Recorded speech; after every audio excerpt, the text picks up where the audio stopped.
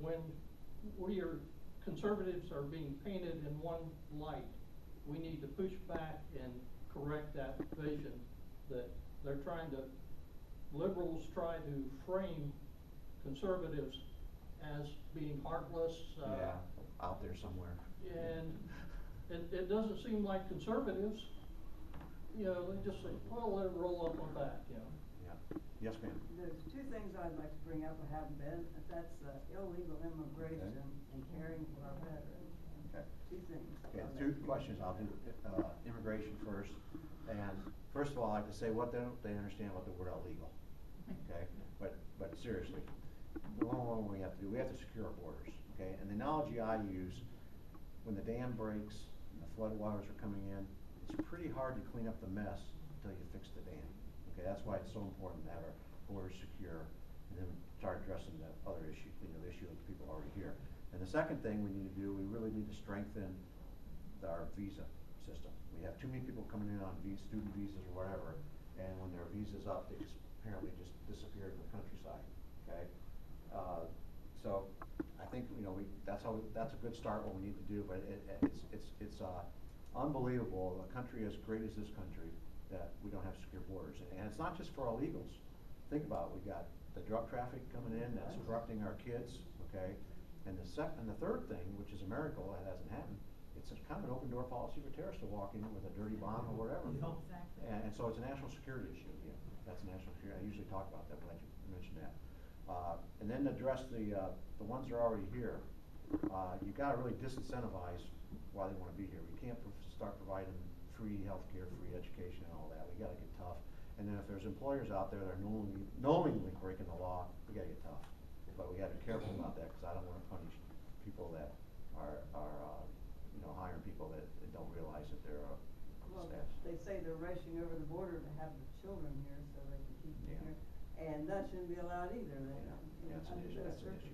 The other one was on veterans, right? Veterans, just taking good care of. Yeah. Well, obviously, and I know Jimmy and I in the state legislature, we've passed some legislation to do what we can at the state level to help veterans certain things. And don't ask me off the top of my head what they are right now, but we have. Jimmy, I've been so focused on this other. But you know, we've always been supportive of helping. Well, if it wasn't for our veterans, we wouldn't have. That's right. And my dad was a navigator on a B-24 out in the Pacific during World War II, and his brother was a bombardier on a B-17 in Germany. You know, and these people are young folks, and some aren't so young. They're going over now because it's a volunteer army and the reserves and the National Guard. Everybody's called up, and let's not forget about the families. You know, these servicemen are going overseas, and they're gone for a year overseas, and usually it's a few months because of training before they leave. They're gone for over a year, you know, and a lot of those servicemen have young families, and those families are really making a sacrifice, and so we need to remember that. Then we're kind of concerned when they're bringing them all back. Where are they going to work? You know, that was I did a little reading. That was a concern after World War II, because you know we had almost all the male workforce was over, you know, in the army, in the armed services, and coming back, and what I learned on this by a little bit of reading, that FDR, before he died, had a plan to do another quote, kind of what they're doing now, the stimulus spending called the Keynesian economic theory, and fortunately Congress said no, and they cut taxes. And I didn't realize the tax rate was about 90% back then. And so they drastically cut taxes, and all these, like people like Dad and Uncle, they all came back, and a lot of them went back to school, finished their education on the GI Bill, which was a good thing. That probably helped mitigate that rush getting into the workforce. But then you think about, you know, let's see, when did the war in 46, 47, they started coming back, 1946, 47. So someone went in back to college and stuff. But we had a pretty good 50s, you know, of course the Korean War started, but then but the 50s, you know, those people, as far as I know, pretty much found a job. And I think the unemployment was pretty low during the 50s. For 83 years, I remember all these things. Right, am I right? The 50s wasn't that bad of a decade, though, right? No. It was pretty stable. I know Eisenhower doesn't get much credit, but he did, I think, you know, we had a lot of economic stability there in the 50s. And of course, the baby boom started. That's where I came from. But anyways, you're right.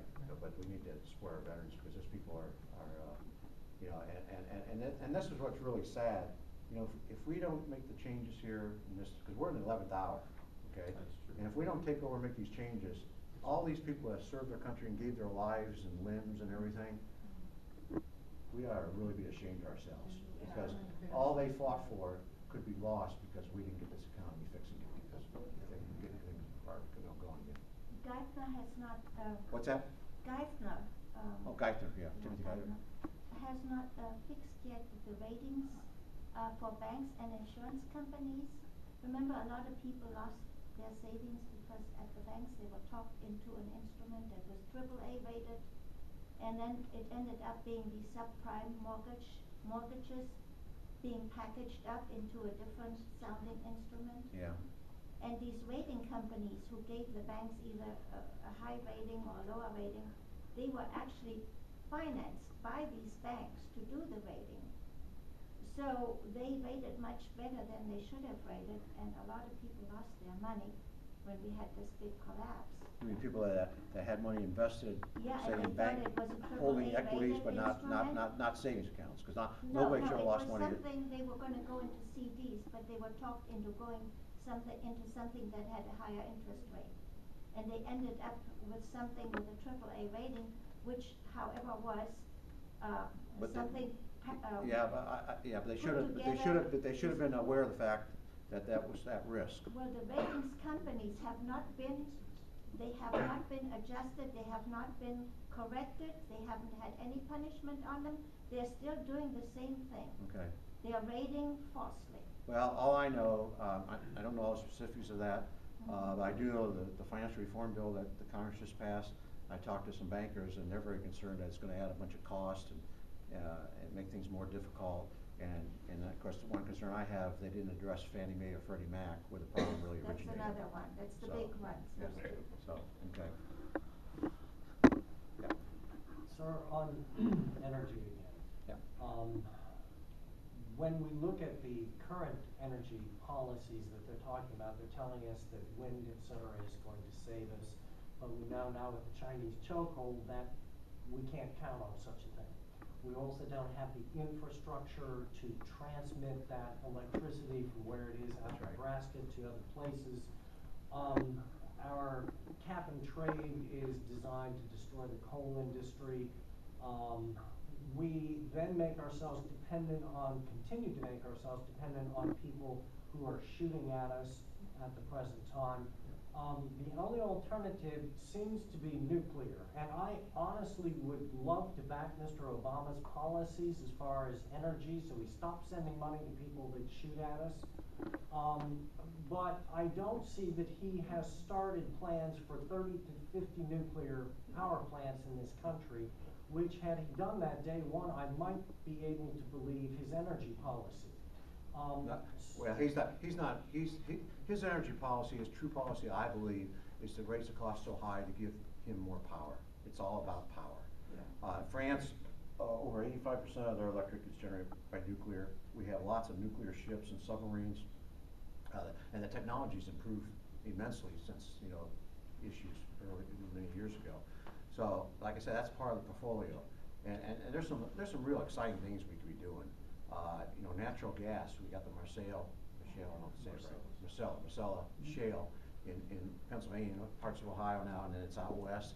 And the only reason we've got that now, or can develop it, because of technology, the hydrofracking and the directional drilling. We ought to be fueling cars with natural gas. And then, because natural gas and electricity is not really, producing electricity may not the smartest way to go.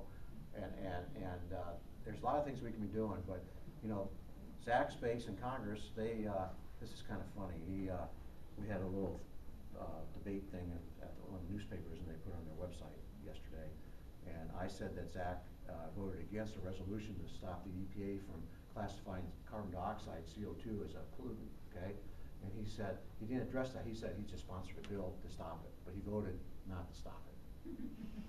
I don't understand how that works, but I gotta be a lawyer to We are understand that. pushing electric vehicles, and my understanding of the batteries that are going into these electrical vehicles is that they are the most expensive component and they will have to be changed out after about 5 years. So this technology for these people buying the things that are being recommended by the current administration seem to be prohibitively expensive if you look more than farther than Yeah, but I October think, or I think you just November, answered your per se. question, right? And then the tie into that is you see where GE, which is a big Obama supporter, Yeah. has all these electric stations now they're gonna start putting in for you to fuel your car energy-wise, you know, plug it in. Where do So, the batteries go after they're brought back? I don't know. Where? Yes, ma'am. I just heard today that, they're talking about taxing every single mile that we drive. And that's been thrown out. Yeah, that's been thrown out? It's thrown out, it's being discussed in some circles. Okay, and they also talked about, privatizing our highways, system, because anything the federal government touches is a disaster. And the highway systems, if they're privatized, by state to state, that they would be in better shape than what they are now. And, and even as far, to go as far as privatizing, under, where BP was drilling at, underground, because if they privatize it, the insurance companies, that the people would have to get are not going to let things go down the tube, and they are going to be more on top of what's going on than our government is. Well, I have, the government's, has a big monopoly, okay? No competition essentially, so there's can be a lot of inefficiencies. That's just human nature. And one way, I think, to help drive down costs, and it's opposite what the Obama administration is doing right now. The Obama administration is doing a lot they call insourcing, putting more things done by government entities, okay? And I think one way to address costs, and is we gotta try to end the monopoly, okay? And one way you do that is put a lot of things out for competitive contract bids. And that doesn't mean that the government entity that's maybe doing X, Y, Z doesn't get it, but they're gonna have to bid for it. And you can do that even with the national security stuff, because you've got defense contractors now, private, that do a lot of things. So, I think that putting some things out, let the private sector have a chance and bid for it, makes a lot of sense to address costs. And I'm not advocating that we should privatize everything. I think you got to look at everything case by case, but I think you can open a lot of things up to competitive bid. When you win, when will you get to take off, when will you get to take over your office in Washington? I think I saw inaugurations the first Tuesdays at the 5th or 4th, something like January, something like that. I might as well talk a little bit about the campaign. We're up on TV in Columbus, Zanesville, and cable on network broadcast TV now, and up in cable in Tusk. We've had a lot of mail go out. I won't get too many details here since, but we need to continue to raise some money to be able to stay up. And the polling that we've done, we're in good shape. We're actually winning. But one thing our polling did show, obviously Zach has a lot of name ID, over 90%, because he's been congressman in this area for 4 years. I have to get my name ID up and get my message out. I don't have to spend as much money as Zach, but I have to spend a certain level to get that out. So I need all you to talk to your neighbors, church, grocery store, your friends, your relatives. Make sure they get out and vote. They can vote now anytime up, 4 weeks from today.